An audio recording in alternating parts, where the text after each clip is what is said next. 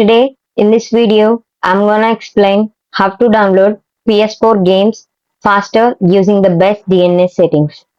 Go to settings, then go to network, click on test internet connection to check your network speed. Then go back and click on set up internet connection.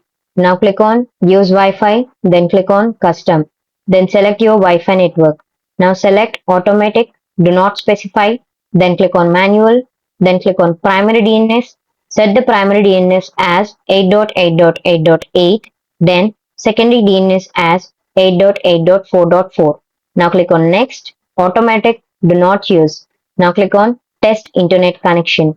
After result, check the network speed. Then go back and click on set up internet connection.